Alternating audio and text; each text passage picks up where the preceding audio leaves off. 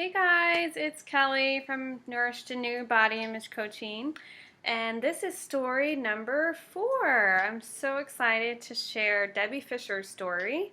I met her in the Body Image Ambassadors group, and she's also a holistic health and life coach, so that's awesome. And this is about self-acceptance, going from hating yourself to realizing finally that you are worthy and you are enough. This is kind of a long one, so I'm not going to really do too much of an introduction. I just want to go ahead and read her story.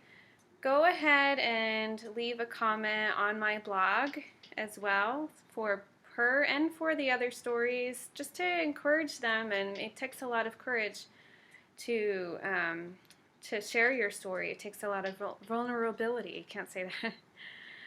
So yeah, please leave a comment if you would like. I would love to see that. So here goes. Our stories connect us. I've been traveling about sharing my story with others. What I have learned from this is just how connected we all are. My story is another story. My story is also the why of my business. It's why I became a health and life coach. For most of my life, I lived in a turtle shell of low self-esteem, terrible body image, and truly hated who I was. Ironically, I had no idea who I was because I had lived my life by everyone else's definition of me. I grew up with a mommy dearest. I was deathly afraid of my mother and lived my whole life in fear. Every single thing about me was picked apart, every physical feature, every emotional aspect, everything. I grew up feeling completely and totally flawed. At 17, I left home and went to college. It was the most exciting time in my life because I felt that once I was away from her, I could live my own life. It was great, however, all of those messages I had heard throughout my entire life came along for the ride. The tapes played continuously in my head. You are not enough. I took over the role my mother played in my life and began to not only believe the messages, but to speak them to myself. I picked myself apart, criticized everything about me, just as she had done. At 19, I married my high school sweetheart, who basically was another version of my mother. Funny how we do this. I was never enough. By all outward appearances, we looked like the perfect couple and family. We had a beautiful home, 3 amazing and wonderful children, nice cars, the whole package. But the truth is, I was slowly dying a very painful, emotional death. After 20 years of marriage, I left and started my life over. Once again, I thought I could live my own life outside of this emotional abuse, and once again the messages followed. I soon realized that I had no clue who I was. Everyone else in my life had defined me, and I had let them. I started a journal, something I have each of my clients do. The journal was only about me. I wrote down my favorite everything: day of the week, ice cream, song, poem, food, etc. Anything that I could think of that was only about me, I put in my journal. I cut out pictures and words that resonated with me. Little by little, my true, authentic self started to emerge, but in truth, I didn't know how to love myself. I still critiqued myself. I still compared myself to others. I still felt like I was not enough. I am a true believer in the power of the universe and how we are put in front of the lesson we need at just the right time. The turning point lesson for me happened early one morning as I sat browsing the internet. I stumbled across a Louise Hay video.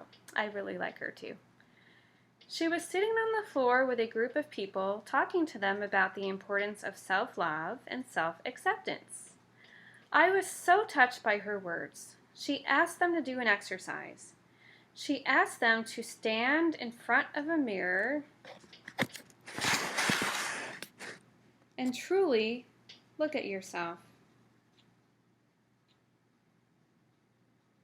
To look at their bodies, to look at their eyes, all of the parts, and to really see them. Then she asked them to repeat this affirmation daily. I love and accept myself just as I am. She asked them to do this exercise daily until they truly believed it and felt it in their deepest being. After the video ended, I knew it was what I had to do for myself. I paced my house, crying in a near panic because I actually did not think I could look in the mirror. I had stood in front of the mirror for years and had never seen myself. I had looked past myself to do what needed to be done. I thought that if I ever truly looked at myself, all of those messages and definitions I had heard and spoke to myself might actually be true. I was afraid the true view would only validate that worst fear. After many tearful minutes, I made my way to the bathroom. I stripped off all of my clothes, and with my eyes shut, I stood in front of the mirror. With tears streaming down my face, I slowly opened my eyes and stood looking at myself. I stood looking until I truly came into focus, until I truly saw myself. What happened was not at all what I expected it would. I saw myself for the very first time. It was like welcoming a long-lost friend who had been missing for years. I looked deep into my eyes and saw the pain that resided behind the smiles that I had always used to cover it. I looked at my face and through the tears saw a young girl who desperately just wanted to be loved. I looked at my arms and small hands and thought of all the ways that I had used them. I thought of how I had been able to hold and nurture my children, to hug my family, my friends, even strangers. I looked at my short legs, which I have short legs too, and realized that I never have to ask them to take me where I need to go.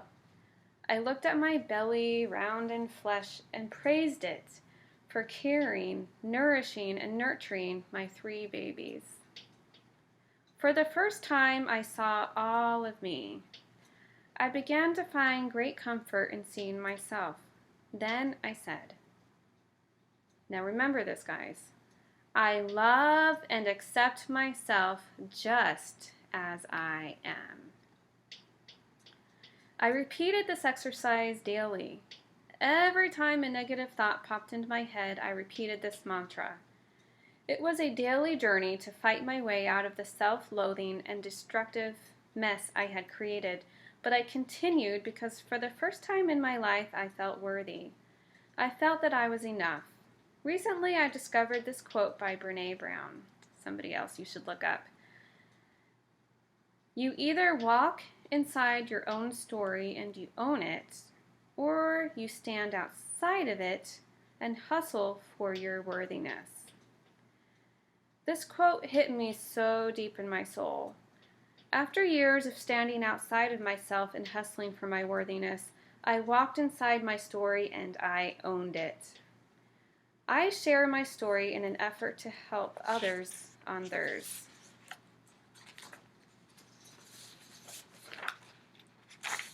I do this work because I never want another person to spend another day disowning, dishonoring, and disallowing any part of who they are. I do this work because self-love and self-acceptance are the foundation to a world of peace. As we learn to love and accept ourselves totally and completely, we also learn to love and accept others just as they are. This is the world I want to live in and the one I want to leave behind. So as you can tell, her and I have a lot in common as far as our passion goes with self-love and self-acceptance.